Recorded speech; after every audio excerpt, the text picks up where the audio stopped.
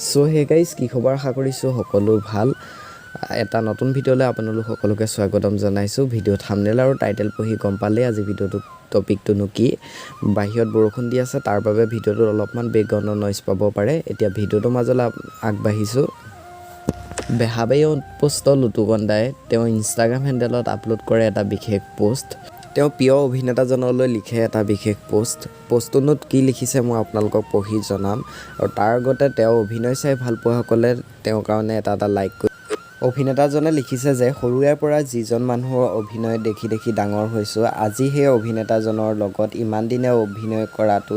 মোৰ কাৰণে সৌভাগ্যৰ কথা বহুত সৰল মনৰ মানুহ হিৰণ্যদা আপুনি ভালে থাকক সদায় আপোনালোকে স্ক্ৰীনত চাব পাৰিছে সেই বুলি তেওঁ এটা বিশেষ পোষ্ট আপলোড কৰে আৰু আজি ভিডিঅ'টো ইমানখিনি আছিল নতুন যদি কোনোবা আহিছে চেনেলটো সাবস্ক্ৰাইব কৰি ল'ব পাৰে অনাগত দিনসমূহত আপোনালোকে বিচৰা খবৰসমূহ মই দিবলৈ চেষ্টা কৰিম আৰু আপোনালোকে কাৰ বায়োগ্ৰাফি ভিডিঅ' জানিব মন যায় আপোনালোকে কমেণ্ট সেকশ্যনত কমেণ্ট কৰি জনাব মই ভিডিঅ' প্ৰস্তুত